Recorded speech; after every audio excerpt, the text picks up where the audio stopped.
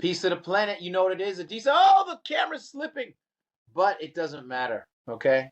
Cameras can slip. We don't. We don't slip. Not on Bishop Chronicles. I'm hanging out with our guy. It is Money Mondays. And what does that mean? That means David Frazie's in the building. David, thank you for joining Bishop Chronicles. How you living? I'm doing great. It's my pleasure as always. Man, I appreciate you being on today. This is mind over money, right? Now you know about Stoic discipline. That's all I talk about is Stoic discipline. We're gonna get Stoic discipline on the money side.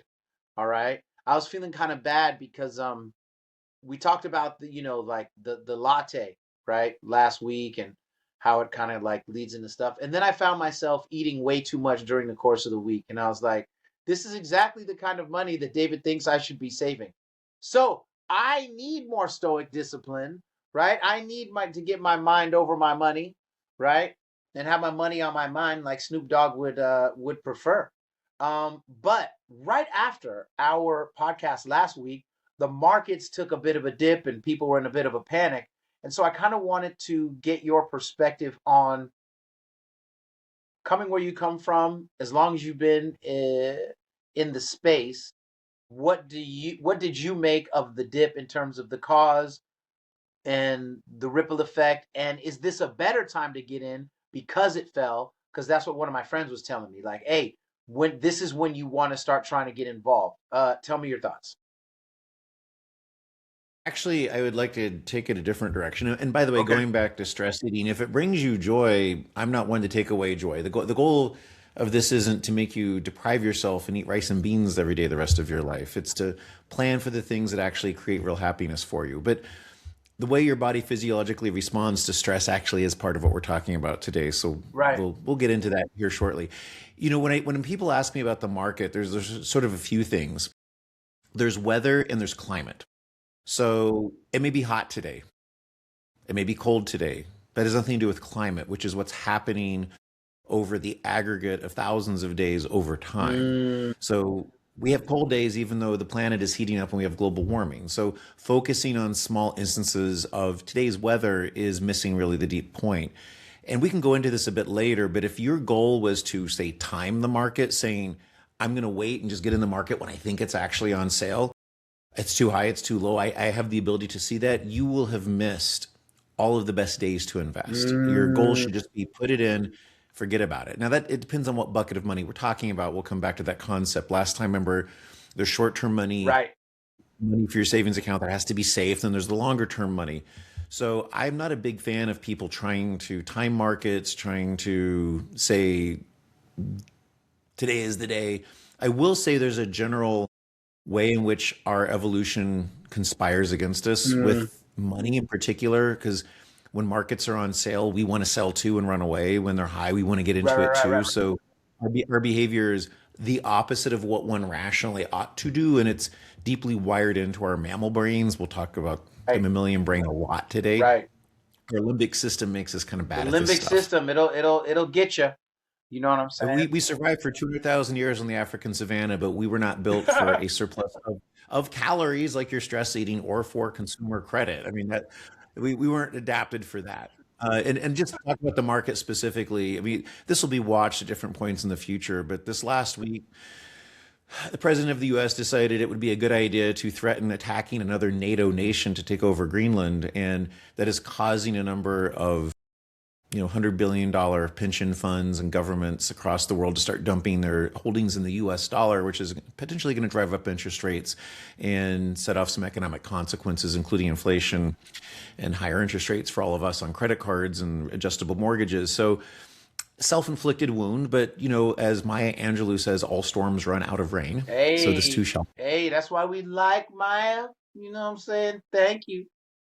Um, I so want to get you in the habit of not thinking about these little micro instances of today's and news, but to just think getting involved. longer term. And if you would put $100 into the stock market 100 years ago, that's before the Great Depression wiped out like 90% of the stock market's value, and we had World War II Right? and other depressions and crashes. You'd have $2.5 million Be today. fine. Those things, They happen. Yeah. It's the time scale you're thinking about. Okay. This is geologic scale for for our lifetime as opposed to what's happening in the moment. Okay. Day trading is a fool's errand. People that tell you they make money day trading have an incredible strategy, which is very unlikely, or they're lying to you. So Okay. don't get into that stuff. Just Okay. Just hold. Just hold the line. build a money making machine. Yeah. Yeah. And I'm also going to pick on your stoic motivation a bit later because motivation is a myth. But we No, can. listen, I actually don't I don't dispute that motivation is a myth. I actually believe that I believe in discipline over motivation, man. You know what I'm saying? I'm a jujitsu black belt, which means I had to get up and get my ass kicked a lot of times when I didn't feel like it, right? Because it's cold outside, because my shoulders feeling a little tight or whatever. And so I'm a big believer in discipline over motivation, like for Yeah, sure. we're going to talk about how, as we go through these next few Mondays, we're going to talk about systems because you do not rise to your aspirations, you fall to your systems. Yeah, I So, how agree. do you automate so that laziness actually pays off? How do we do Yeah, that? I no, have no, no, absolutely, absolutely. So, I know on Demystifying Wealth, you have a whole series of the 15, I'm going to say it wrong, the 15 mistakes that we make when we're looking at money, like why we're bad at it, right? 15 reasons why yeah. we're bad. So, let's go through some of these first reasons and let's kind of talk about it because, it's funny. The other day, a friend of mine scolded me for he was like, "Man, you can't be on your podcast talking about how you don't have a lot of money." And I said, "No, it's important." I said because I don't want anybody to think that I think I'm a money-making online guru. I need people to know that I need the help just as much as anybody who might be listening, and I'm learning with the group, right? I think that, he's someone who in the right thing is like, speak well of yourself, speak well of, you know what I mean? What you want out of life, right? And if you say you're broke, like that's setting stuff up in your mind in the way that you will move, and that will make you in the way that you're speaking. But Well, that's getting a bit ahead of the 15 mistakes. I'm happy to go through. I'm yeah. getting a bit ahead on one that's somewhere down in the pile here, but we all have shame around money. Mm, And even your friend saying that to you is like, don't project shame, don't project vulnerability, don't actually be open and talk about real issues. Look, I've said on a previous podcast, I quoted Henry David Thoreau that most people lead lives of quiet desperation. And so nowhere is that true. more true than money. We've all been against the wall. We've all been scared. We've all had our stomach lining eaten out by Mm-hmm. stress Mm-hmm. and that deep feeling, but nobody wants to talk about it because it's shameful. It's a failure of us that we don't want to show that side to people, especially men. We don't want to share that. So I think that the fact that that conversation happened is actually part of the problem. Shame and guilt, shame and guilt, shame and guilt are two of the biggest problems if we want to actually create a financially literate society because we just don't talk about these things. We are wired to be manipulated. We're wired to project. We want, I occasionally, like once a month, I'll go play poker here in Vegas where I live. And, it's all these young 20 something guys who are like, they're all crypto millionaires and Yeah. they can't even explain what a blockchain is, by the way. But um, they don't know I'm on the board of one of the largest blockchains in the world. So it's kind of We're funny when I talking. just Yeah, say, "Hey, man. Hey, older. what is this weird crypto mysterious thing of which you speak? What is it?" But no one wants to project like every gambler's a winner. Everybody's never had to lose, is never a loser. Everyone's a millionaire. Everyone has it figured out, especially young men. We always project that when what we should say is, I'm scared. I don't want to have shame. I don't want to have guilt. I want to work with my five closest friends so we can all together become better at this. And that's, by the way, I have 15 solutions. That's one of them is, Yeah.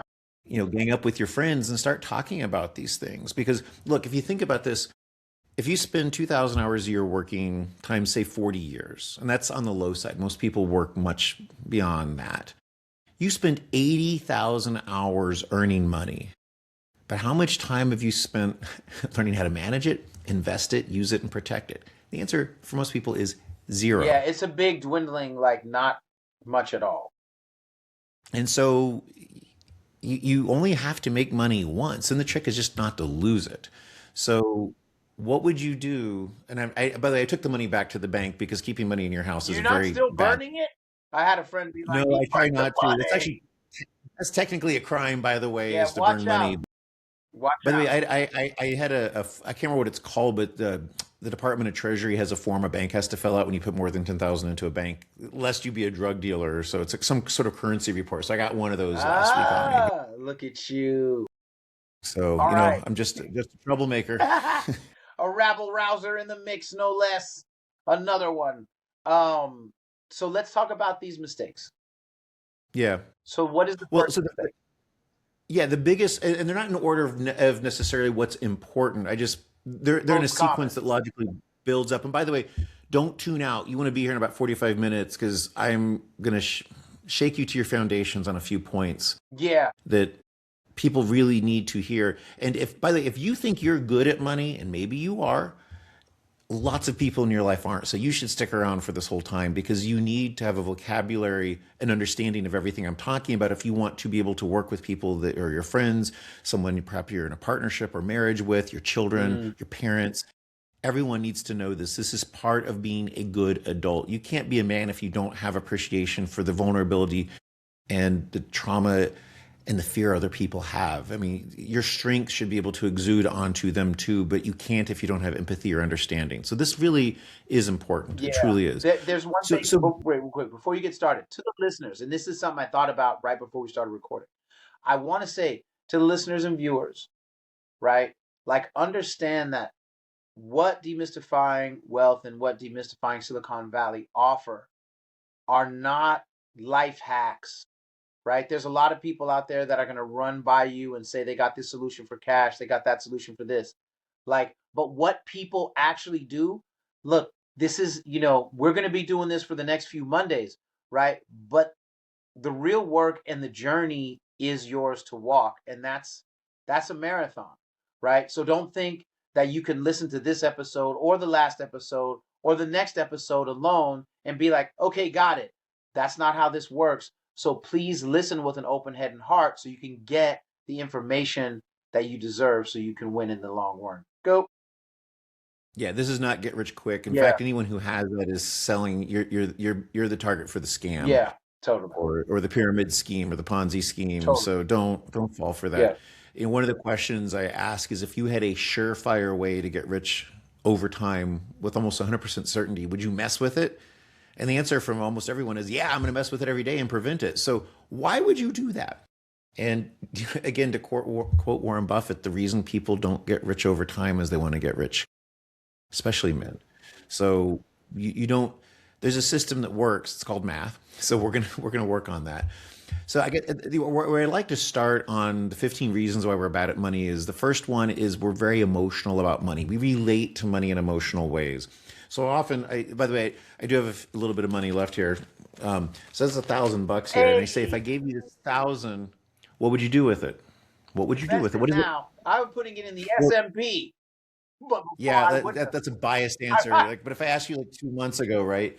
Um, and but there's a serious point to the question. What does money mean to you? Is this I want to tell my boss to go, self-immolate and do anatomically difficult acts? Is it I want to start a new business? I want to buy that Chanel purse, and this probably is not enough for that. Is money means things to us. Sometimes it's love. Like I have two friends that almost broke up because the woman grew up in a house where money meant love to her. Her father traveled and gifts is all she ever got. And they were walking down Fifth Avenue and she says, "Oh, look at that beautiful $5,000 purse." And the guy is like a Midwestern kid like me who's like, "Yeah, whatever, trinket." And he did not buy it for her. And she was upset and yelling at him, "You don't love me. If you love me, you would have bought this thing." And he's like, "What is What are you wrong with you?" talking Like, about? and it's a legitimate point that people have different love languages. Right. Sometimes gifts is an act of love. For others, it's act of service. I mean, by the five love languages is a pretty good book. It's not truly based on research Yeah, but it's psychology, it's but worth a good read though. It's but worth but you and your contemplating. partner should read it Yeah. because it spurs conversation. But that said, money can mean lots of things. It could mean people fighting over at Christmas. It could mean your parents' stress. It could mean like some people would literally go into a burning building to save a pile of money. They're just pieces of paper. Save your life. Where are your priorities?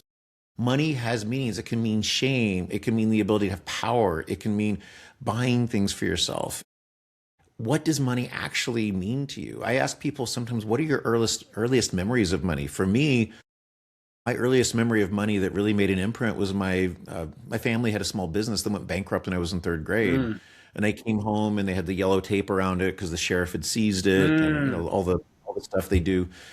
And we were supposed to be successful because they owned a small business, and so the deep shame we had to pretend it didn't happen. We had right. to hide how desperate we really were. We had to fake things about how we were doing well when we weren't eating every night, and literally the ceilings were collapsing, and we had rats and Bad. cockroaches, and and so money was about shame and hiding and failure, and was also the stress and the fighting that went with that. So, what is your money script? Because that really gets in the way when you don't understand the emotion of money. Is it a chance for you to have freedom in your life? And by the way, what I want for wealth is, again, what's my definition? To build the ability to do what you want, when you want, where you want, with whom you want, for as long as you want. Yes. I would like people to have a healthy script. You don't have to have mine, by the way. You can do something different. But what does money actually mean to you? What does money actually mean to you? So the emotional effect of it and your scripts around it are things everyone really has to understand. And if you have a partner, what is your partner script around money? Hmm. Hmm. Because some of the biggest, it turns out fights about sex are not the number one problem leading to divorce. It's money. Dude, it's money, bro. It's money.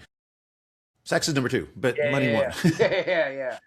And often the problems with sex have to do with money at Have to some do with level money because because there's she's like, I differences. don't feel attracted to you because, right? And then it's like, Yeah.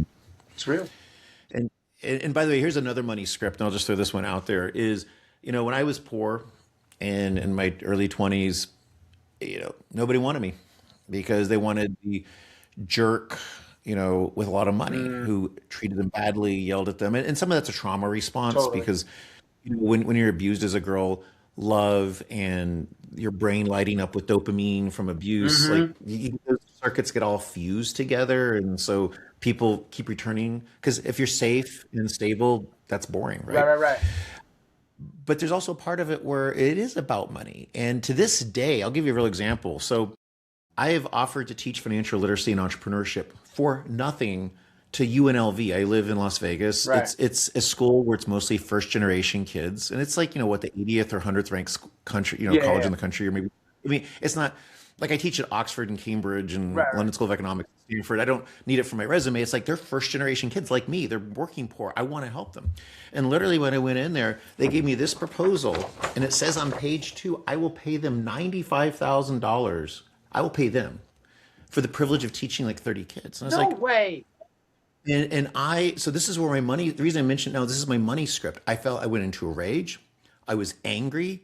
I was like, because, when I didn't have money, no one listened to me. No one took me seriously. And I want to be taken seriously for my intellectual content and the quality of my ideas. And to have someone, now that I have it, say, I'll play with you because you tied a stake around your neck and I'm the dog.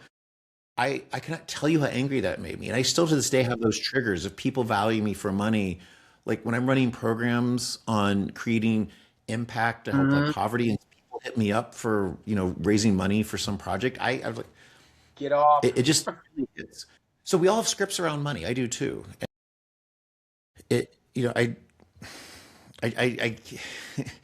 I'm quick to anger on those things, Yeah, and I try to be aware of it after the fact, but at the time I just flip in, to limit, primal brain yeah. and just want to watch at people. No, it's real. It's real. Those are people that wouldn't have talked to me when I had nothing, and now they'll have the conversation just to shake me down as an ATM machine. Yeah, no, it's no good, man. It's no good.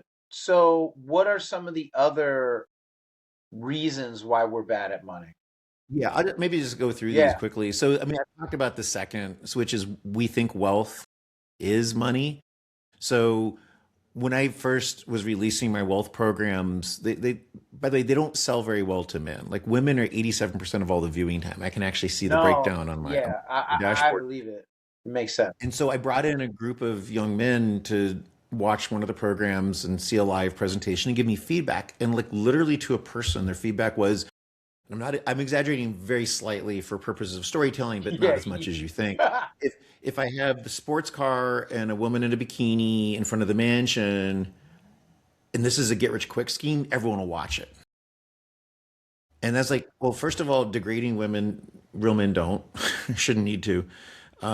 we're not threatened by equality for everybody. We don't need the expensive toys. Like that car is a depreciating asset. The moment you drive it off the lot, it's worth half. And it's like, you're supposed to buy assets, not liabilities. And everything in what I just described to you is a liability. Everything.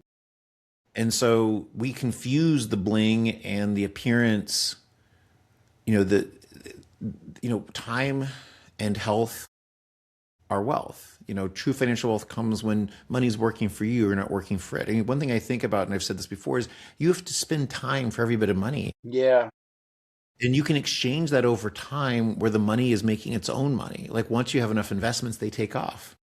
It's Now real. you could, by the way, I do want to mention this because I did get one email from someone from last week where I had disrespected, not the way they phrased it, but I disrespected real estate and crypto. Ooh. Because their view is that you should be buying rental properties. And I said, look, if you have 2,000 hours a year to learn something, go for it. You can make money lots of ways. But for most of us, we are better off investing in our trade or professions or hobbies or passions or education or things that increase our earning power and our happiness, because investing is a valid way to make money. And toilets, termites, and tenants. I mean, anyone that tells you real estate's passive has never done this. Once you get to 100 doors, you can kind of hire staff, but Mhm. you, No, one of my, you don't fall for these schemes. Just once you have the money, no matter how you make it, and you can make it from real estate, just invest it and forget about it. right. Yeah, it's interesting. I think, I think the other day, my good man Scott Budman from NBC 11, the tech anchor, he did a story saying that San Jose, California, where I sit in this moment, is like the most expensive city in the world to live, or something like that. It's either the most expensive city or one of the most because of how much stuff costs. And I was just like, and I was just like, and how hard it is to, um, you know, own a home. You know what I mean? So, I was a homeowner back in 2009, and then, the collapse happened, whatever, lost it. And, I've always been like, oh, it would be great to get back into a house again. It doesn't, I'm not going to say it's not possible, but it's going to take some demystifying wealth. It's going to take me, properly saving, handling my debt and whatever. But I think that, for a lot of people, the idea of owning a home is still at the forefront of what it means to have quote unquote made it in North. Yeah, and by the way, buying a house is a complicated subject because there are ways to analyze the math where it's rational and Yeah, there are ways where it's not. And so I don't want to get into I hear that what you're moral saying. Yeah, yeah, debate, but, yeah. Yeah, and that, because yeah, that wasn't. I was just talking about me and like yeah. my thought. And by the way, for whatever it's worth, the short version is a practical matter for most people. It's enforced savings, even if the market doesn't continue to appreciate the way it has.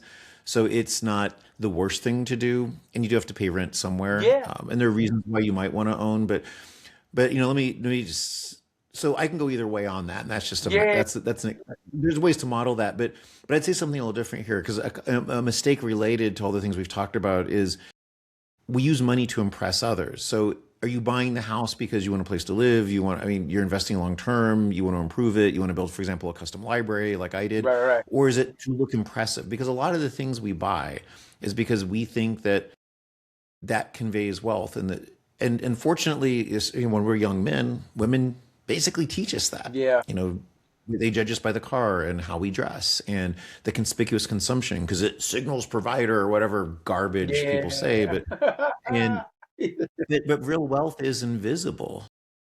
It's really invisible. And I actually have friends who go out of their way not to impress people. Like, the joke is you can go down to, you know, some store in Palo Alto, California, and the billionaires and millionaires are dressed like they're almost homeless, Yo, and the that people that are is just barely making it are dressed to the nines. And a people friend of mine, don't know that in when the Bay. That's real. That is real. so I have a fairly wealthy friend here in Vegas who's unfortunately in the Vegas dating scene, which is like Chernobyl. I mean, it's bad. Like, It's really bad. the Vegas But one of the dating things, scene, that sounds like a nightmare in and of itself as a documentary. cast, not today, but this is all I'm going to say on it is he has a very, very high end nice car and he has an old Honda Civic. Hmm. And when he goes to the first date, he drives the Civic Yeah, because he wants to he wants to see. scream. I He got wants to a see how they I react. got a close friend of mine who makes a lot of money, and he said he went on a date and he pulled up in this truck, and the girl was saying to her friend like, "Oh man, like I thought he was gonna have a BMW or da da da da da da." Da." And it's like, dude, he's hella rich. You're blowing it. You know what I mean? Like, but it happens. Like a lot of that's a good way to play the game, man. It's a good way to play the game. And by the way, my goal with every car is to drive it 300,000 miles or until it dies. Yeah, 100%, It's 100%. just because anyway. So, a related mistake to some of this, and these are very related, is seeking immediate gratification. We have a strong bias to the now in the present, what makes us feel good. I said to you last week, or maybe it was 2 weeks ago, kind of merging together in my mind, that, our future self is a stranger. Like, we Mm, don't actually think about who we are at the age of 60 as a real person, but yeah, we're going to be that person true, someday. true. And so we do things that satisfy us now. Now, evolutionarily, this helped us survive. Like, if there's going to be resource shortages, you'd eat the woolly mammoth or Hmm. or the animal now. You wouldn't wait. You had to have it now. You So had that made to. us survive. And when you have scarce resources in particular, immediate gratification actually is very adaptive, but it's maladaptive when you have to retire someday. Because again, modern society wasn't how we evolved. So, we want things now. We don't account for the future. We want to get rich quick, which I've talked about before. And we constantly jeopardize ourselves. I said a few minutes ago, if there was a plan that would make you wealthy and had a near zero risk, would you jeopardize it? Because that's what I'm going to outline over the next Right, few weeks. And by the right. way, today I'm not going to get into what the actual strategy is because we're getting there. Yeah, yeah, These yeah, are yeah, exactly. the building. You got a foundation, but everyone does because we spend on things every day that jeopardize our ability to have large piles of money in the future and not have to keep working for it. So, Yeah. the need for gratification is a problem. And, another problem we have is we deny and avoid money issues. We just pretend like it doesn't exist. It's like la la la la la. Like, you Hmm. see the Totally, kids in totally. kindergarten. I'm just ignoring it. Um, That's how I I've have been a lot most of of my people. life. Well, works till it Yeah, I doesn't. know. But here's one thing I'll And say that's to how you. I've ended I up here ask today, right? Like, seriously. I ask people like, do you have a budget? Because that's the evil B word. Right, It's like the right, worst right, word you can say. And they say they don't. I said, actually, you have a budget whether you know it or not. right. Mm, the budget's You real. have a The budget whether budget you is know it or real. not. Hmm. Like if you have cancer, not going to the doctor and finding out doesn't make it not be there. True life. That's real. Like metastasized cells don't They don't care about go. your feelings. They They're just do they're in their the thing. building. Right. So your budget is what you are actually spending every penny on every day, every month. And if you ask people, for example, to say, write out your budget, like 30 to 40% of their budget, they can't even account for. So it doesn't exist in their head, Right. yet they're spending it. They're actually So spending it. you Yeah. have, it's avoidance just makes a bad cycle worse. We have a budget whether we know it or not. And if you just know, no matter how terrible your situation is, there's almost a fix for everything. I'm going to go through. I mentioned this last time. I have the red zone and Yeah, the yeah, orange yeah. zone and the yellow zone. And the red zone is like when you have all this high interest debt. Like you can, even if it's bankruptcy, there's always solutions to everything. But you can't do anything if you don't know. So most people, we blame ourselves, we give We up, we get just end up in quiet. financial paralysis. Yeah, yeah. And that's evolutionary again. Like it turns out, we talk about fight or flight or flee. None of those evolutionarily are adapted. It turns out as a mammal out there, you would be killed unless you froze. So you just Mm, freeze, typically. So we tend to freeze and shut down and not face things. We do this with more things than just money, but this is a very unhelpful response. And so one thing I want to say is if you experience any things I'm talking about today, you're not a bad person. You shouldn't be full of shame or guilt. The point is to label it and say that is me and I can now do something about it. So I'm not. There's no criticism here. Like if you talk, like I've bashed Dave Ramsey, and maybe I should make a ritual once every session of bashing him it's all because right. if We'll you're really, allow it. really, yeah, if you're really bad at money, Dave Ramsey's better than nothing. But if you want to be good at money, he's the Ebola virus. So don't do that. But he spends a lot of time blaming people for their problems. Like this is a moral failing. This is a discipline problem. You are to blame for your problems, and that's just not helpful. It's not helpful because you're making people exponentially magnify the shame they already feel, That's and already that's that's not already in the building. And on the note of shame, when I first was testing my site, because we haven't talked about entrepreneurship, but one thing I teach is we test, we test, we test, we keep iterating. On like buried on like page 5 somewhere, I use the word shame. And of the first 12 testers, 11 of them, all but one, said the most important thing you said was shame. Why isn't it the first thing you say? And I had no idea. I should have known because I grew up poor, but you become distant sometimes because it's just so ambient. You don't think about it. Yeah. So don't be ashamed about any of this stuff here. No, man, that makes a lot of sense. That makes a lot of sense. And especially this thing about the budget, it's funny you say that because as you were saying it, it does make complete sense. I started kind of combing through in my brain, like, where does my money go? I think in previous years I would have been really bad, but I'm actually pretty, like, with rough, I know it goes there, there, and there. I'm better, But, but but you don't. I guarantee you, but if I I made you don't. sit down right now, you would miss 30% of your spending, maybe You're probably 20. right. You're probably right. But it's the little things. It's death by a thousand cuts. And it becomes harder when you have partners. Like another mistake we have is we just like to avoid conflict, especially if it's our wife, our partner, girlfriend, Yeah, yeah, boyfriend, yeah. children. So we don't want to appear vulnerable. We don't want to disagree. We don't want to criticize. We don't want to admit things that make us feel embarrassed or vulnerable. Sometimes money styles are just not aligned. I mean, one of the things that people don't talk about enough before they get into a relationship Mm, is money style. If I don't say this the rest of the series, I want to say this right now. Your choice of life partner is the single greatest determinant, other than where you were born, of where you'll end up financially.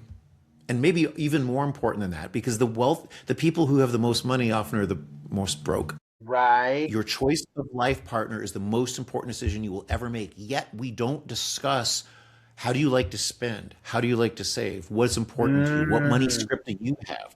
These are not questions we ask, but they're actually some of the most important questions, because the stress of money over the course of a lifetime, and I'm not throwing stones in a glass house. I mean, in my first marriage, like we were so unaligned on money in ways that were just tragic. Like mm. I constantly was working as a young law firm partner, 3,000 hours a year, and all of it just went away, and we were in debt, and I couldn't understand because What is I'd been happening? a startup entrepreneur and I made million, I made a Yeah. lot of money, but it was all gone, and a lot of it was hidden. I'll get to financial abuse here shortly, but a lot of it was hidden. Like there were credit cards taken out in my name I didn't know I Yo, had. I've been there. Uh, And the men, we are just financially abused in so many ways. Let me hold it as a separate thought because I want to be more systematic about it. But the point here is, do not avoid conflict with others. Not to be marriage counselor, but if you read, for example, the Gottmans, the world's leading marriage yeah. counselors, they will tell you conflict actually makes relationships stronger if it is handled correctly. Hey, follow the Gottmans, my people. They're really good Gottman's is at it. science. Go look up Yeah, what I tell two my T's in that Gottman. Dr. John and Dr. Julie. I tell when my kids, like, I have two older ones and two younger Yeah. ones. The younger ones are not quite there, but for the older ones, when they find somebody, I'm like, look, here's a copy of a Gottman book. Just they study couples that lasted 50 years. Just do it. Like this is Please. science. Yeah. And also read the five love languages because it's again kind of not pseudoscience. It's not really research science, but it's actually so good at spurring discussions Yeah. because a lot of times people mean things positively, but it's not perceived that way. So, and money is such a big one. Money is such a big one. Love languages and money just get so tied up You together. know what I like too by the Gottmans is they have like a several now, but they used to have a deck of cards that would ask these different questions. Yeah. Those are important, man. Those are important. If you're in a relationship, you know, get those Gottman questions, and if not, like look for others that are made in that vein because these conversations are important. But these money conversations are absolutely important.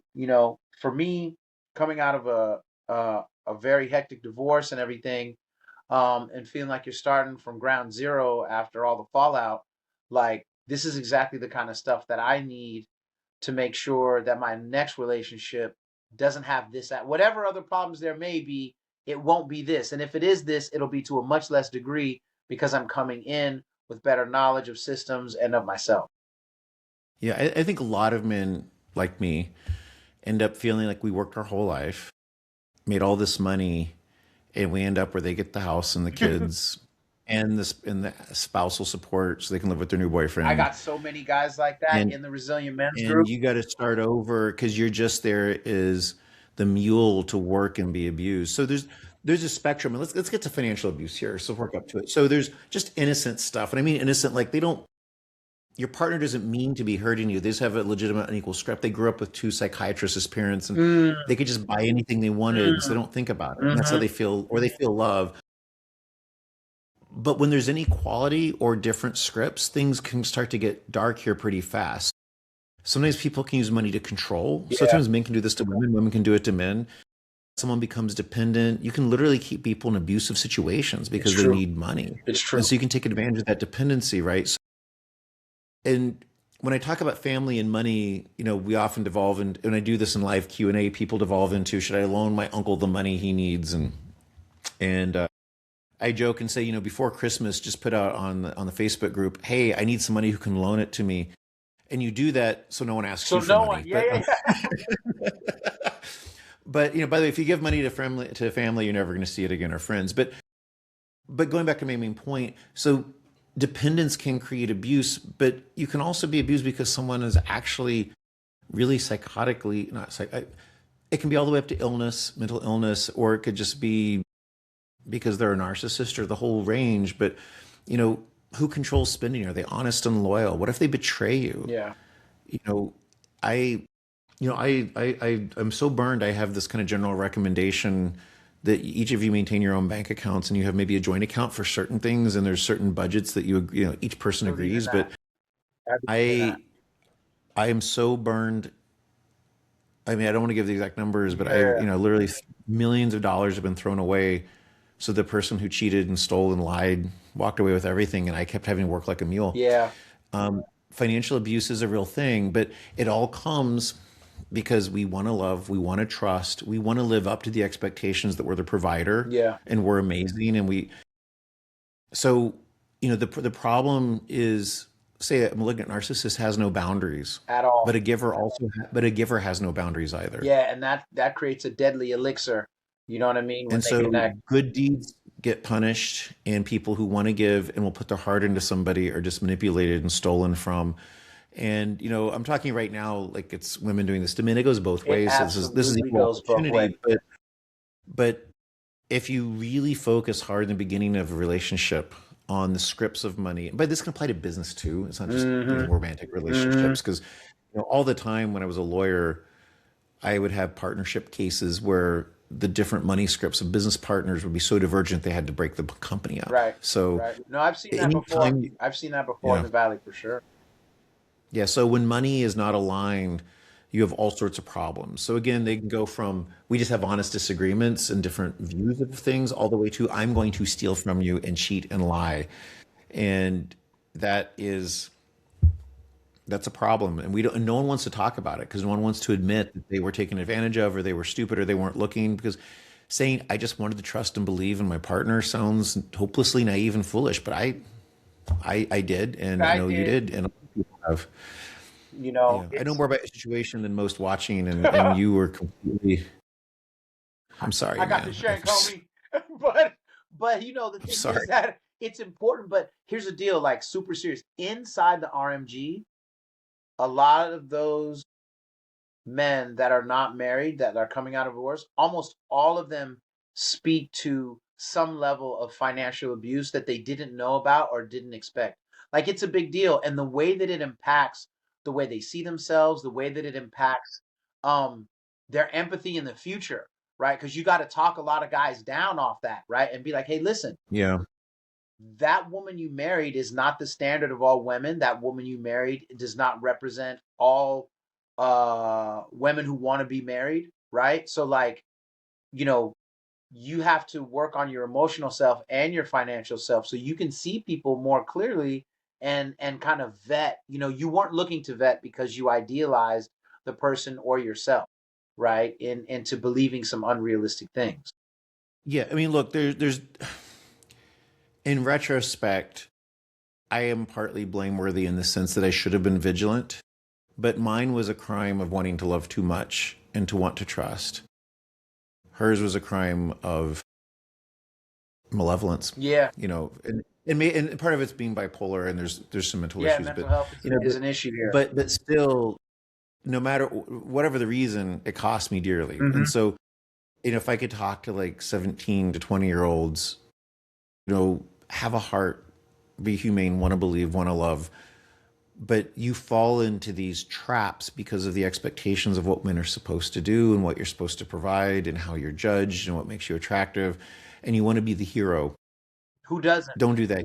I mean, like It's it's real. like I want to be the provider, but figure out your money scripts, have systems that make sure you're protected. I didn't control our finances. I was too working 3,000 hours a year. I didn't have time. So Right. And you're it was the trusting perfect someone. storm for abuse. Totally. And I would have trusted this person with my life, and Yeah. this is what I get for it. Yeah, no, I know, man. It's grimy. So so let me move on to some Yeah. other stuff here. So while I'm on the theme of the dark stuff, addictions. Let's talk about addictions. Mm, So we can be addicted to debt, and there's good and bad debt. I'll come back to that point. We can be addicted to gambling, drugs, and alcohol.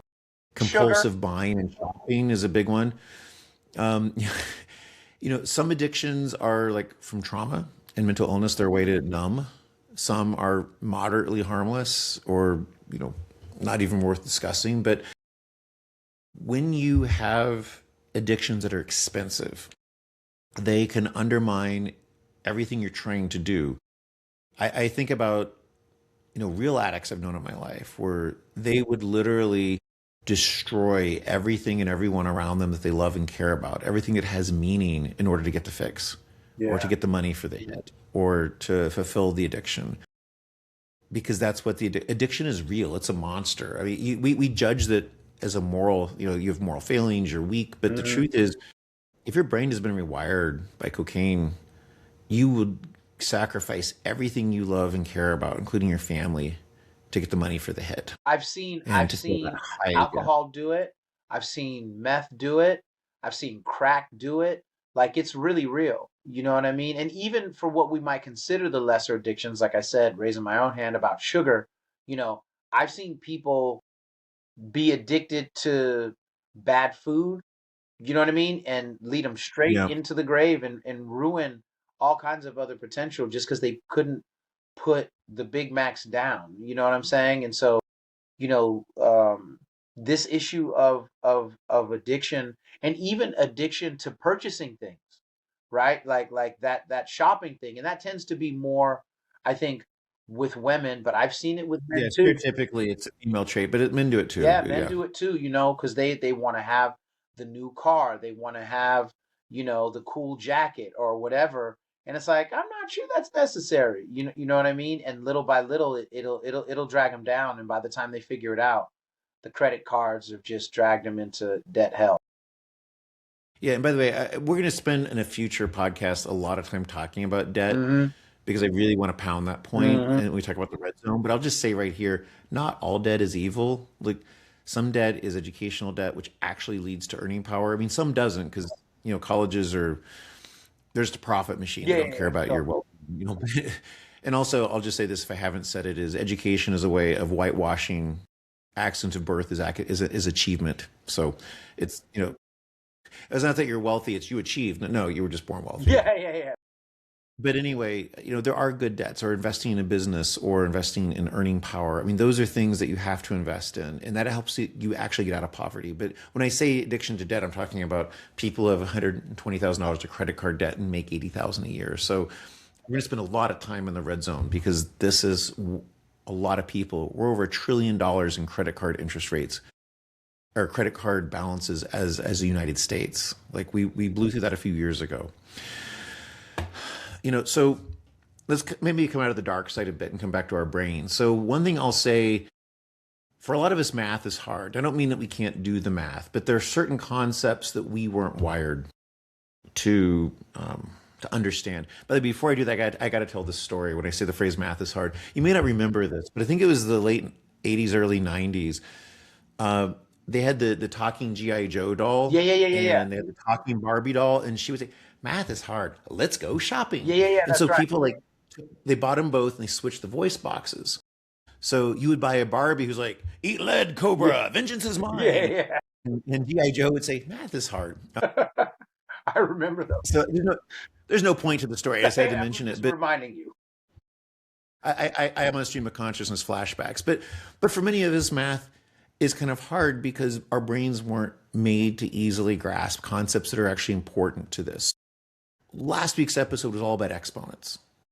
Hey, by the way, one of your listeners actually wrote me directly and talked about, he'd actually gone through the class like two years ago when it was first released, and said, I'm a big believer, but I'm having a hard time because my wife hasn't seen results yet. And the markets are up like 40, 50%, but she's expecting it would double like every month or something. It's like, this is decades. This is decades. Let it ride. And if, again, our brain doesn't get that, we don't get that because long periods of time, things distant in the future, and the slow power of compounding math, we're bad at that. We're also bad at assessing risk. And I'm going to pick on my brothers here because we all think that we alone are the one person that understands risk and that our confidence is justified. And we really know the result of that football game better than the Vegas odds makers because we know that Christian McCaffrey is not really going to run for 60 yards. I mean, or that we're the one person that can beat all those multi-billion-dollar hedge funds that have PhDs from MIT and Stanford and Chicago running, supercomputers. Yep. We're the one. We're the one. We understand risk better than others. Got it. And, but from evolutionarily, that makes sense because we remember one-off events vividly. It's the gambler's fallacy. The one time I won that straight flush in poker and won $1,000. The lies we tell about our results. No one's a losing poker player, right? Right. But I'm just killing it, bro. But mathematically, almost everyone is because when you take out the house cut, or it's called the rake, but it's the tax. The casinos, all the pretty lights in Vegas are not there because they're generous to you. It's because losers pay for that. Right. Only like maybe 20% of poker players are winning players, but everyone's a winner. And so we are bad at assessing risk and being truthful to ourselves. And so that's another way when I say math is hard is we can't quantify risk correctly and assess it. And the other thing about math is hard, maybe this belongs in its own separate kind of category, is the more removed we are from actual money, the worse we are at money. That's my life. On the note of poker, stop talking about me. This is $105 of poker chips from the Bellagio. I just forgot to cash in. They were in my pocket. So, the greens are 25. All right. So there's a phrase that whoever invented poker was smart, but whoever invented poker chips was a genius. Why? Because I can just throw these in the middle. It's not $105 or $110. It's just chips. It's just chips. It doesn't mean anything. For most people, poker chips are not the good analogy. The better analogy are these things, credit cards. If you spend cash, you're very aware of how much you've spent. Here, it's like tap, tap, tap, slide into the touch machine. How much did you spend? You don't even know half the time. You don't know. If I ask you how much you just spent, you probably don't even realize it. So there are entire industries that exist to prey on our brains, multi-trillion-dollar financial empires built around taking advantage of all the things I'm talking about, our desire for instant gratification, to impress other people, to buy things we don't need, to take money we actually need for things that we don't need, and also to make us make money plastic. And it's getting worse because now I can take my phone and tap, tap, tap. Yeah. The farther you are from money, real, actual, that's why I use physical, actual money. I want you to feel it and touch it and feel the pain. The further we are from money, the more likely we are to be bad at handling it. I like and it. we are becoming a society of digital cash. Yeah. And as crypto takes off and blockchain takes off, it's the future. Like math is about to get really hard. Yeah, because we don't even it's going to be much harder to even assess what you think you might have spent, and it's going to be worse than you know, and then you're going to wake up and be like, what just happened? So you need to be really, we'll get to, I do have solutions. Okay. This isn't just to depress you. I mean, but the farther you get from real cash, the more careful you have to be about your systems, because we're being set up to fail. I mean, the people who design this know what they're doing. Yeah, 100%. I mean, they're experts. We're not. We are not. They know behavioral economics, they know how to manipulate brains, they know how to make. By the way, the entire city of Vegas is built on intermittent reward. Sometimes you win, sometimes you lose. Yeah. Because that causes addiction. They know what they're doing. No, it's real. It's real. They know what they're doing. So maybe this goes to this next mistake kind of goes maybe the way we open today's podcast. We fear loss and embrace negativity. So everyone's talking about the market being down. The market's down. We love negativity. This is the beginning of a bear market. Bear markets are down, bulls are up, by the way, for those who don't know. We panic when we shouldn't. When things start to go down, everyone wants to sell. Right. And we also buy when things are high. We are more likely to believe stories that are bad. I mean, people have been talking about the markets going down and depressions and panics more or less nonstop the last 30 years. And we've had a few, like the dot-com crash and the COVID crash and a few, 2008. But for the most part, they're wrong. And I'll give you some numbers a bit later, but our brains are more likely when we get negative information to attribute the person to have more intelligence, to be more believable. Because who wants to believe someone who's optimistic? Like when I say the market goes up over time because of the compound nature of the global economy, I sound like a naive Pollyanna Rube. But if I say the market's at a high, it's time to get out because the smart people are selling, then you're like, oh, got to do that. Yeah, yeah, Negativity sells. yeah. It's true. Negativity sells. Our brain, and maybe it's the way we survived. Like if we had a plant that we didn't know whether eating or not would poison us, we could die. For sure. So the safe thing was negativity saved our butts a lot of time Yeah. as a species because we just avoided stuff. And we didn't take a lot of risk because it was dangerous. It's funny you mentioned that because there's a book. Oh, it's on generational trauma. I think it's called "It's Not Your Fault" or "It Wasn't Your Fault." Yeah. Okay, and the guy said something. I'm probably botching it to some degree, but it's a great book. It's a great book on generational trauma. And he said that one of the reasons, because I was like, well, why is it that we're able to remember bad things way better than the good, right? And you hold on to the Yeah, bad better we than the do. good, right? And he kind of said that, if I remember, that in part it has to do with what you're talking about, like our ancestors, right? Like you're going along this path, right? There's a cave over there, and it's got lions, right? You got to remember that if you go left, it's lions, right? And so you have to remember these things. But what happens is we hold on to it too tight too long, right? Because obviously, once we know we can go over there and it's safer, it's better. But our brain holds on to all the bad because we don't want it to happen again, right? Or we saw a guy turn that way and he got tore up. So you remember the tearing up better than like we don't even have to walk this way. There's a totally different path, but it's important that we let go of the negative. Yeah. And by the way, glomming onto negative also can make us successful. Like, I don't know if you even know this, but like I was a world quiz champion, a national debate and speech semifinalist, I didn't state know about champion. the Like, quiz. I knew about the debate. yeah, there's lots of stuff. I was like we literally beat the British champions on BBC. There's a Yeah, recordings, but America. You we're, know what I'm saying? we're the treasonous, colonials, That's but right. taking down the mother country. The reason I mention that is I can tell you every game I lost with vivid detail and memory. The wins almost don't matter. It's like, Yeah, of course it was me. so sometimes like real champions sometimes will tell you that they remember all their losses, not the wins. Yeah. So it can be adaptive. One theme I'll mention when I'm talking about things that built us is what is adaptive in one context is maladaptive elsewhere. The Ooh, ability that's important. is adaptive one place, it's maladaptive later. When you're poor to hoard resources a particular way is adaptive, it's maladaptive when you're an adult. Shutting down in the face of someone who's abusing you is adaptive. It's maladaptive when you're with an intimate partner who wants openness and Understanding, trust. right? And so that's maybe that's a whole But podcast by that is itself. a whole podcast, but that is an important thing for everybody to hold on to. That's real. So you're not a bad person for these behaviors because they had a purpose. You're doing them. You're not. There's no reason for shame. There's truly no reason for shame. And maybe that's a segue to the next mistake. And we talked about this a bit already, but I want to call it out specifically, which is our backgrounds make managing money difficult. So our families don't talk about money. Our communities don't talk about money. Our peer networks don't talk about money. In fact, they just counseled you keep your mouth shut so no one knows.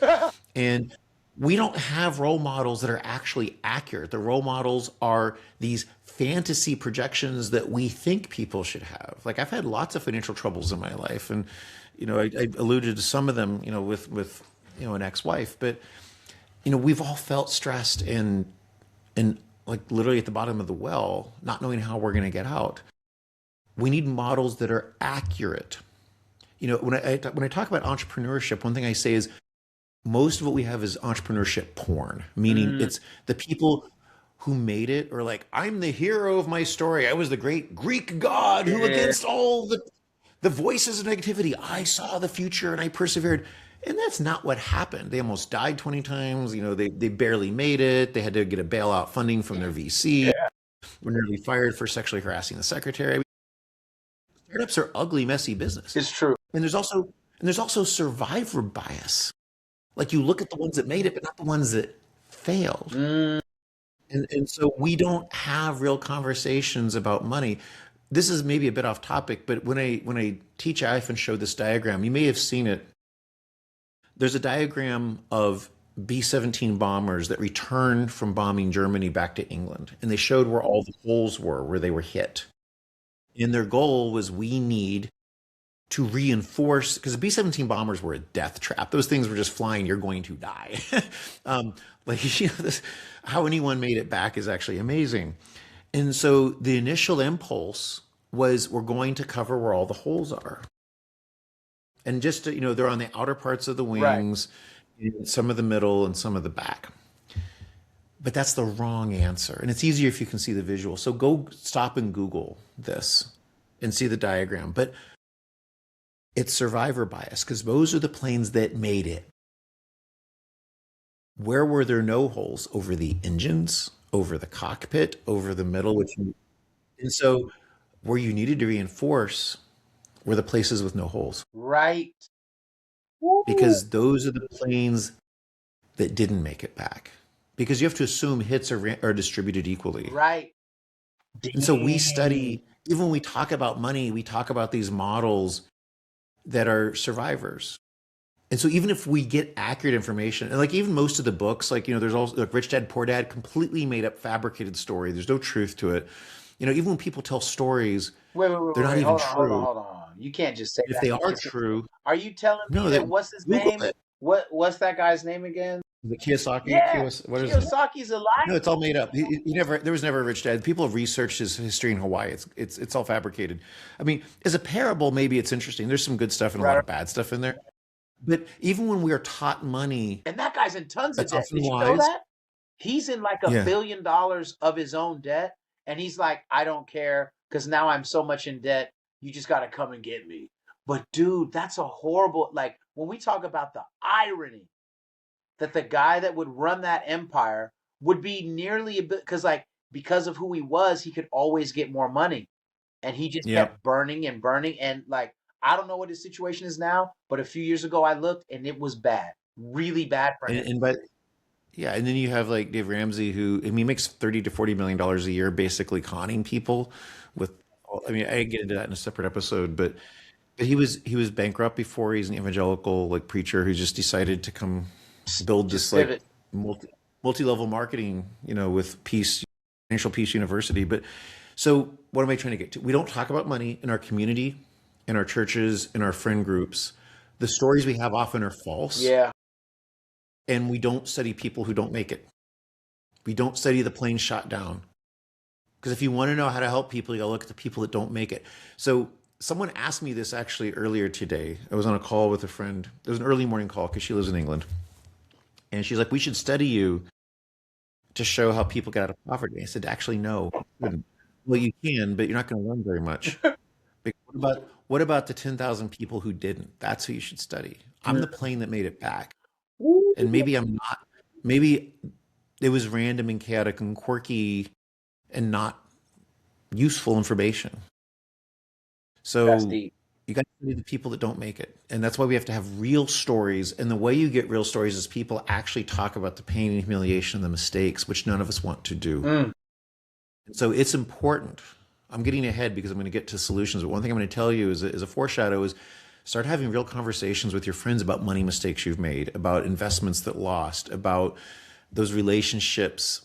And don't just do it as, can you believe this person took my money and ripped me off and the court system's so unfair.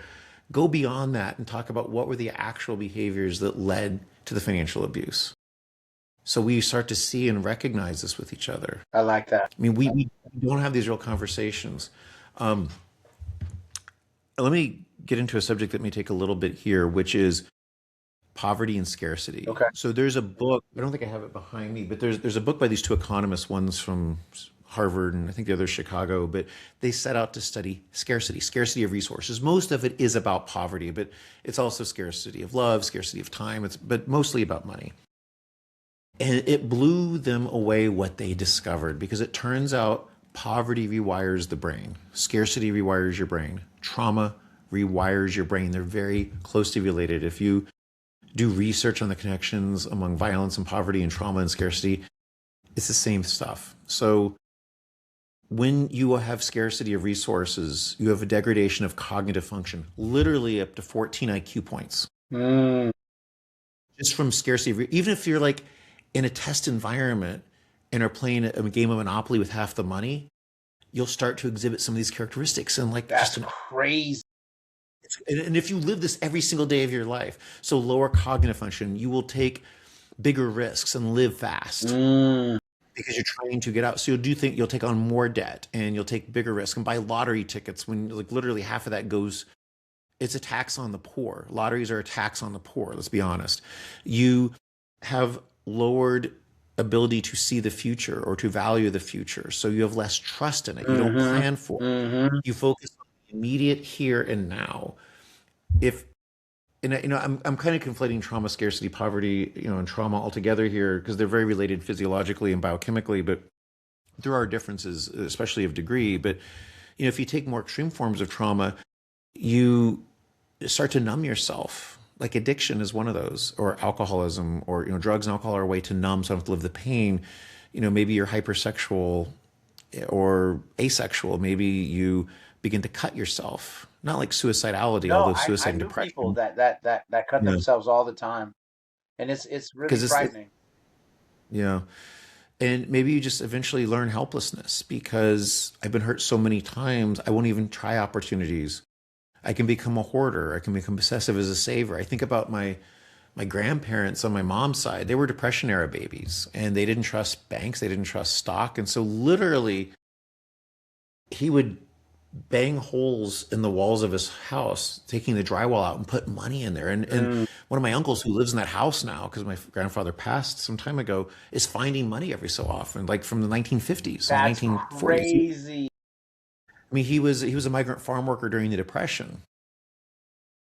He just didn't trust, and if he put that money in the market, it would be worth like So much. 200 times more. But he didn't trust, and so poverty. There's a few things about this that matter. So one is you behave in ways that make making money hard. It's hard to be an entrepreneur. It's hard to invest. It's hard to make long-term decisions. All the things that you actually need to do are difficult. There's a few points here I want to make, and I want to talk about forms of trauma that are not episodic. I mean, I used a big word. I'll explain what I mean That in a is a second. big word. I'm getting the thesaurus out today, everybody, in the dictionary. But there's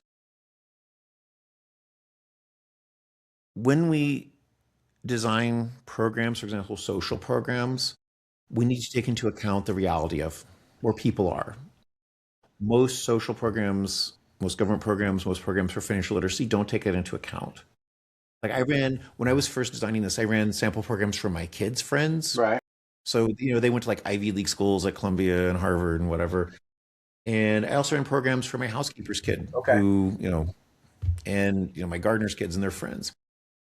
And they live into the poverty level. So when I called my kids' friends later and said, "Hey, what'd you think of the program?" They're like, "Oh, this was great. I set up a Roth. People are giving me money for Christmas and my birthday, and it's already fully funded."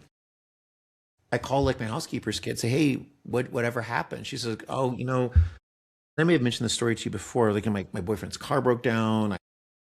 I have to take another job. I don't know what's going on. I don't know how to open a bank account.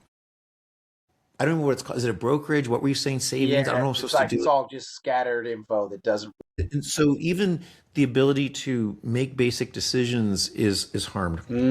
We often, when we're poor, start to exhibit these characteristics. Now, here's the part. If you think about Margaret Thatcher, who used to be Prime Minister of England, she made famous comments that the poor are poor because they're lazy, they have moral failings, they're stupid, they don't make good long-term decisions, they don't plan for the future. Everything I just described. So literally, she's true. But here's the problem with what she said. You are not poor because of those things. You are those things because you are poor. Mm. You are those things because you are poor. And once you start to become that, because your brain is being rewired at a biochemical level, you stay poor. It's the poverty trap, once, or the scarcity trap, whatever term you want to use. Once you're trapped in the bottom, it is hard to get out because the things you needed to do to just survive are maladaptive for getting out. You don't make investments. You don't take advantage of the employer match. You don't pay your debt down. You don't do the things you need to do. Look at Frazee at the buzzer. Woo! The So three. if you want to really design programs and get out, you have to understand the poverty trap. And I'll give you a concrete example. I may have mentioned this I'm sorry if I'm No, repeating it's stories. fine. It doesn't matter. I have more stories, but Go. it's relevant. Yeah, yeah. So there were, for example, Indian farmers are rich part of the year and poor part of the year. It's around harvest, they have money. And so during the other parts of the year, even though they have plenty of money if they planned, they end up borrowing money at these like sky high rates. It's like short-term payday Mm-hmm. loans. So just to make the math easy, they make $2,000 a year. They spend $1,000 of it on debt repayments, like the interest, because the rates are so high. Yeah, they're just So dragging if them. you're an international NGO, you come in and say, well, this is easy. I'm just going to pay off. That's $1,000. Here's your money. Now you have double the income. You're cured, done. Yeah, I get to virtue signal, white savior, mission accomplished. Guess what? They're all back in debt again. right. They're all back in debt again because the first shock that comes to the system, the first shock, they do the things that they did before, and they think short term and they don't think long term and they don't save, and they're back in debt again. It's And it's it's funny you say that. I was talking with a friend not too long ago. Not to cut you off, but you're speaking to something that recently happened. I was speaking with one of my friends, and he said, "Man, if I won the lottery, I'd just pay off all my family debt." And I said, "My family's debt, like my cousin, my da da da da da da da da, make sure they're all good." I said, "But then it's probably just from talking to you all the time." they're going to be I back. was like, if you did that, they'd just be in trouble in 2 more years, and you need to redo it. And I was like, you should probably just pay for them to learn about money. And I know that that came from talking to you because I know how many times not only I've I saw a documentary about lottery winners, and it was horrible what happens to lottery winners because they don't know what they're doing, and it all, not all, but almost always does end horribly for that winner. You know what I'm saying? But I think Yeah. beyond that, I've seen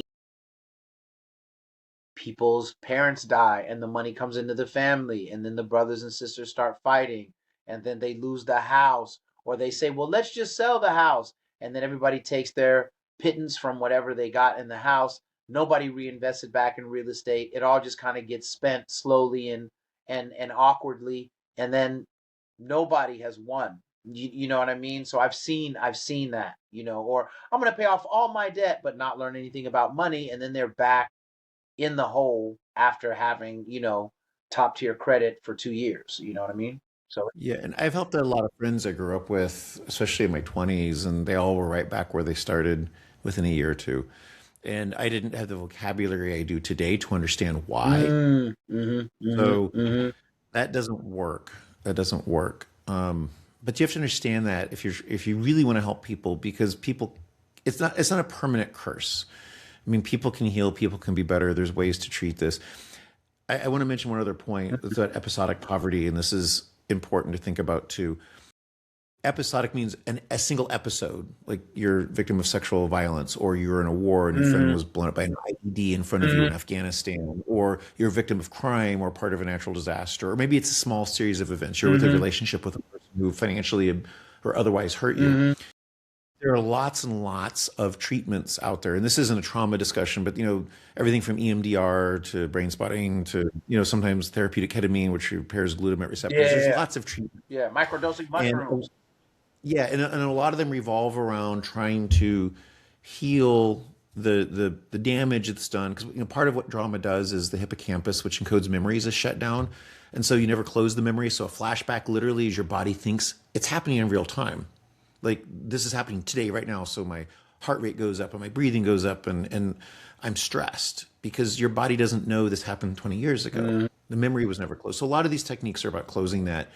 Not that you don't remember it, but it doesn't trigger the entire physiological cascade of fear again. Here's the issue. What if your trauma and scarcity response is more or less day-to-day life? So racism. Mm. Like, is there one particular incident of being black? I'm not trying to be the white guy, Yeah. race planning to you here, but or you're a woman and being sexualized and degraded every single day of your life is what causes the trauma, because persistent exposure to certain things causes the same physiological response. There's no one moment you can say, okay, let's cure that. Let's close that memory, because it is just called life. Yeah, especially in America, right? And like, Yeah. where in the world is a woman not, right? Boxed out, just because she's a girl, or you know what I mean, when she's young. Where is a woman not thought of for the promotion, right? Because everybody wants to give it to Cool Fred, right? When you're in North America, like, I know people don't like a lot of the new language, but phrases like microaggressions are very real. Microaggressions are really real. And the only reason a mainstream person that, doesn't come from a particular race or whatever wouldn't know it is because they've bought into the same system, so they don't even recognize these things happening. You know what I mean? It's just Saturday. You know what I mean? You don't It's just recognize. oxygen. Yeah. It's like it's just there. Yeah. So the point of that is that, especially around money, even fixing the problem is harder because it's just ambient in the way it's always been every single day. There's not one moment to say, aha, this is the it. So this is hard. This is hard stuff. And I'm not trying to depress people, because there are answers, or I Hmm. wouldn't be talking. I wouldn't waste my time doing this If if there there wasn't weren't, hope.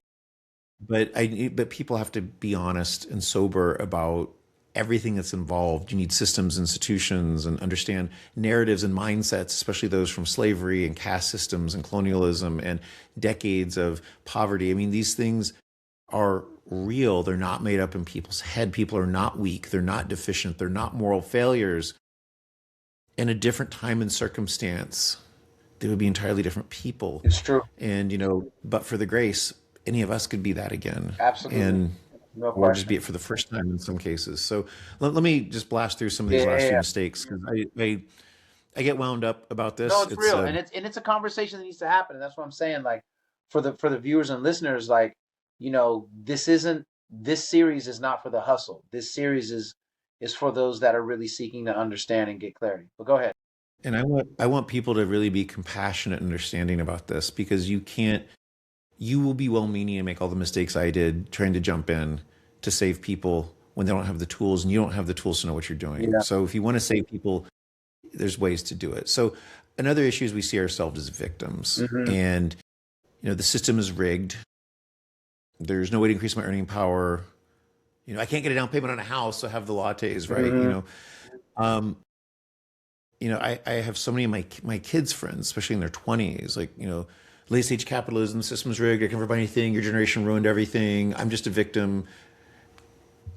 While it objectively may be true, no one gives a damn. The world does not care about you, by the way. And if you're lucky, you'll have one or two people that really care about you, but you're still responsible ultimately for your own solutions. So as I've said in a previous episode, you get to complain once, now you have to solve. True. I'm down for complaining, and a lot of it's justified, but being a victim is absolutely not helpful. Yeah, it does. And believing mythologies, like entrepreneurship to me is the great magic elixir, and people are like, I can't take crazy risks in this economy. I can't build wealth because of this economy. I can't increase my earning power because of this economy, or because educational loans are stacked against me, the world's against me. We got to stop seeing ourselves as victims. We are active agents of change. We must be active agents. By the way, this is going to be a weird segue, but I do have a point. I don't always, but I do this time. I don't know if familiar you are with like 12-step I just programs yeah, where, totally. yeah, and AA. we, we, we've talked about this personally, whether it's on a Right, right. podcast or not, I don't know. But, there's different steps you go through, atonement, writing letters to who did you hurt? If all you care about is not relapsing, none of the first 11 steps make a lot of difference. I mean, they do positive things. The one that makes all the difference is step 12, which is become a sponsor and help others. Right. Become an active agent. So one of the things I say is, because we know that financial desperation is traumatic and causes enormous psychic pain, One of the greatest things you can do, aside from all the things I'm going to talk about, how do you pay down your debt, set up a Roth IRA? I mean, all those things matter. But one of the greatest things you can do to heal is to be an agent of teaching others. Yeah. The agency in your own life and control, not only does it heal you, it can heal your community, heal your families.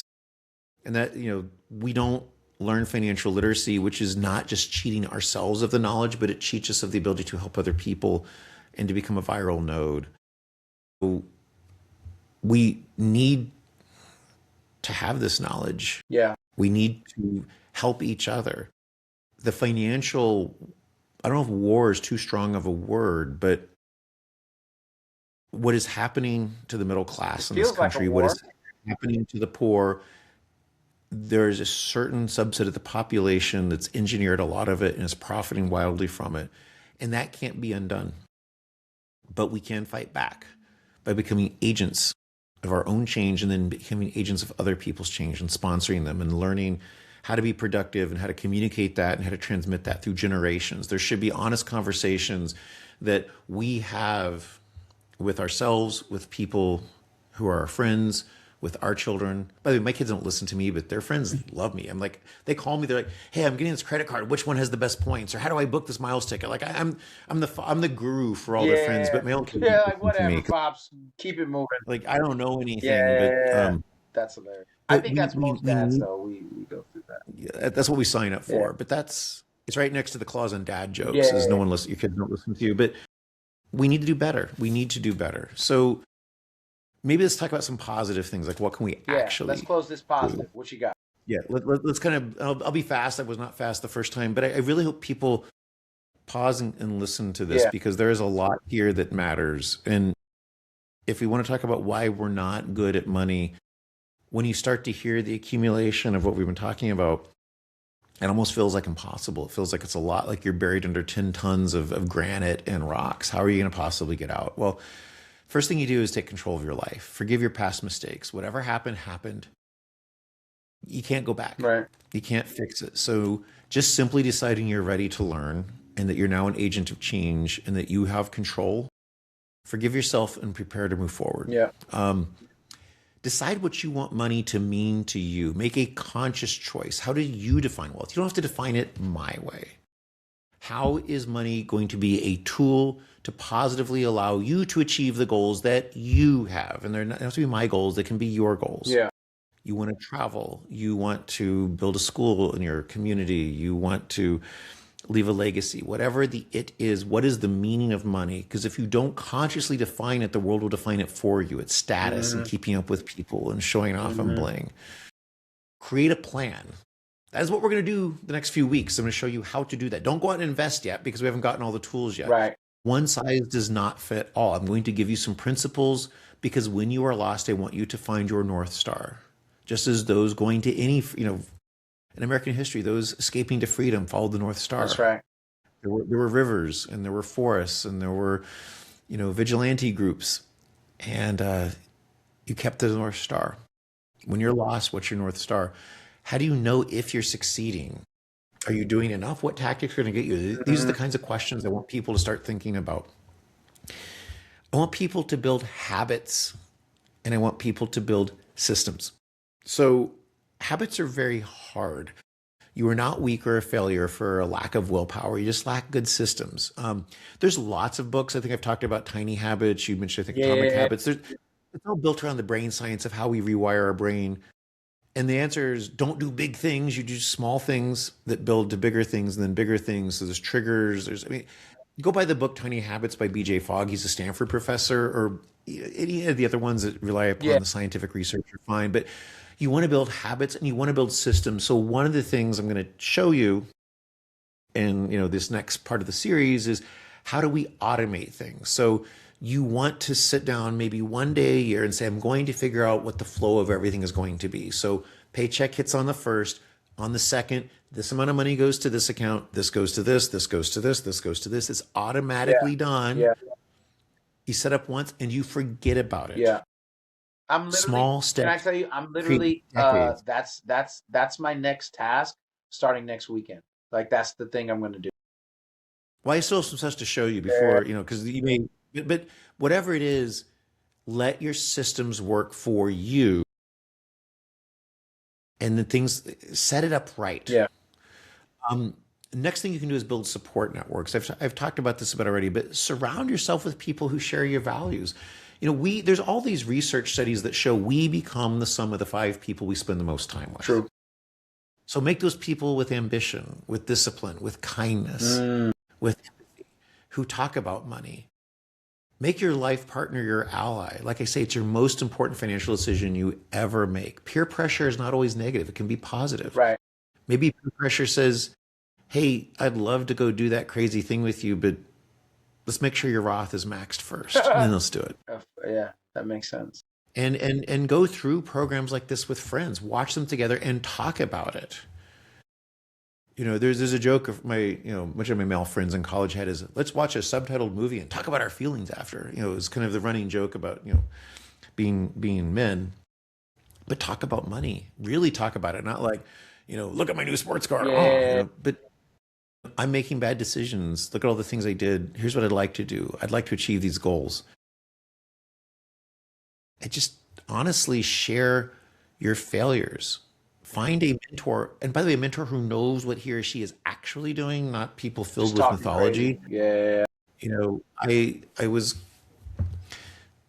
at an event recently where I met someone who actually teaches financial literacy at some of the Clark County high schools here in Las Vegas. And among the things they teach are just put money in savings accounts and leave it, which is not the right answer. And, they also had someone come to talk to them about investing in real estate. And I was like, oh my God, people, like,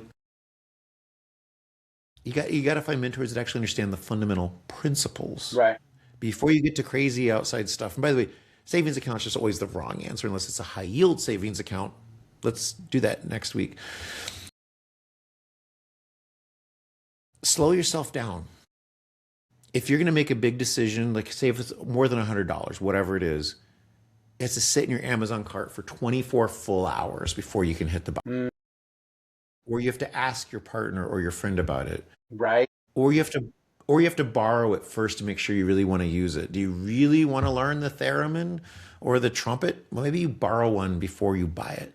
Or try the a la carte before you get the subscription for the full package, Man, can I just tell you, like, I've been thinking about buying a gaming system because I don't game, but that's why I won't buy it. Because my fear is I'll buy it or I'll buy the PC and then it'll just sit there because I'm not actually playing World of Warcraft or whatever the thing is. So it's like I know I've matured just a little bit because the old me would have bought that and 2 games I never played before. You know what I mean? And just that money would have been down the drain. Well, and this was not scripted, but like I'm actually about to put on eBay some old computers I was using for a database project that have like high-end graphics processors and Threadripper processors. So just drive out to Vegas. Yeah, just come get it. All right. All right. But anyway, just reset your mindset before you make the big decisions. All I'm really going to is we do impulse buys all the time, and people who know how to sell know how to take advantage of that. So anything that's significant, slow it down. And a day later, if you still want to, go ahead and hit the buy button. And you can also trick yourself into not spending. So one thing you can do is, this is extreme, but keep cash in separate accounts. My grandparents had something called the envelope system. Actually, Dave Ramsey does talk about this. When he stole it from my grandparents' generation. It's not his idea. But Ramsey. they literally had, they had an envelope like, this is the rent. And so they put money in it. This is the groceries. And when the envelope was empty, you were done for the month. And so it really forced you to think about the value of everything. Stay accountable and clear. And also use cash in some cases. If credit cards are killing you, but I put everything on credit cards because I'm a miles junkie. Right. But I've also never carried a balance. I pay it off every month. It's just free money. But for other people, that's like saying here, if you're an alcoholic, there's no such thing as one drink. It's true. You may need to trick yourself into not falling into the addictions and habits that got you into this mess. And those are just some examples, but slow yourself down. Think about the future. You need to visualize. So visualize yourself at 65. What kind of life do you want? Are you traveling? Do you want to own a home? Do you support anyone else? What's the legacy you want to leave? We don't think about our future self. I've talked before about how we betray our future self. Don't do that. Ask those questions and make it concrete, make it real. You're going to suffer somewhere in life. Would you rather suffer now or suffer at 65? There's different forms of hard. There's have the hard conversation or have the consequences of not having the hard conversation. There's hard because you're spending less on gratuitous, frivolous things that your friends are spending, or you can suffer by eating Alpo dog food at 65. Which hard do you want? But just make yourself an agent in this process. Your future self is part of this. Another thing you can do is celebrate successes. Tiny victories matter. Yeah. Yeah. You know, when you're trying to start, so create rituals and mantras and affirmations just to get through times that where you feel stuck, or focus on gratitude. I'm grateful for today I had the chance. You know, we focus, by the way, on things that are going poorly, not on what we have. I'm grateful I had the chance to live this way, to live in this home, to be with these friends. Mm-hmm. You know, I'm grateful, not what you gave up. Right. No, I man. didn't have my latte today. You know, you can have a latte if you budget for it, but Yeah. No, man. whatever it is, I'm grateful for the things I had and for the accomplishments. I was able to put away $50 this month into savings Yeah. and No, investment. that's a big deal, man. That's a big deal. Just celebrate that. And I've mentioned this to you before, but know what is enough. I told you the story about the hedge fund manager, you know, with Kurt Vonnegut Yeah. and Yeah. Joseph Heller. And he said the punchline is, I have one thing he doesn't enough. Right. What is enough for you? What are you really trying to do? And here's an easy kind of rule you can employ. Whatever it is you want to do, end up with 25 to 30 times that, and you're done. You can take up 4% a year if you invest it right. Right. Forget about it. So if you need $200,000, you know, you need 5 or 6 million saved away, and then you're good. No, I like it, man. You know, one of the things Warren Buffett says is there's no reason to risk what you have and need. No reason to risk what you have and need for what you don't have and don't need. Mm. Oh, I You're wanted to going, say, go ahead, finish it. And I got yeah, something to say. go. Go. What you were saying. No, I was just saying, like, you know, use money to buy joy and protect what you have, like a mother bear with her cub. Don't give that up. It's not worth it. What I'm going to suggest is for people who really don't understand how America in general and most listeners today have become addicted to buying things they don't need. There is an absolutely incredible documentary on the BBC, done by the BBC. It's up right now. I guarantee you. It's called Century of the Self. It's long, but when you look at it and you look at how America evolved into this, and the Western world in general, evolved into this major consumer mindset, Century of the Self will explain to you how that happened. And once you see it, you can never unsee it, right? You may default back to your lack of preparation but you'll never forget. I know I'm messing up right now because I know better and I saw it. Century of the Self. Check it out on YouTube. Yeah, Um, sometimes just seeing documentaries and how you're manipulated. Like, you know, the other one it's on Netflix. It's called The Social Dilemma, I think, yeah, I about haven't how seen it, but social I heard media it's really creates good. addiction systems. Yeah, Yeah, I made my girls watch that before they got their yeah, iPhones, no, and it's they don't important. have social media, which they chose, by the way. Yeah, no, man, that's important, man. I want to thank you for such an amazing breakdown today. Look forward to getting back to it again next week, and I appreciate you being as pointed as you had to be today, because if we're not honest about these things, we'll kind of gloss over it looking for the bag of money and we'll get it wrong. So I appreciate everything you shared today. Remember, people, go visit Demystifying Wealth, go visit Demystifying Silicon Valley, and I have an accountability partner on your site. His name is Ray. He's going to get signed up and we're going to get going because I need this.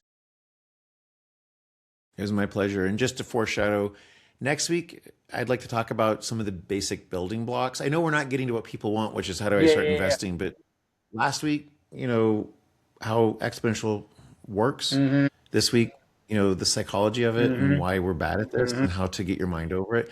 Next week, the building blocks, what's a bond, what's stock, what's an index fund, what's an ETF, what are target date funds, things, the vocabulary. So then we'll get into what do you do to get out of debt and how do you build wealth. All But right. There's an order to the madness, but I know people want the answer immediately, but there's a Yeah, buildup no, it here. takes a minute. There's a buildup, and you need this. You need this.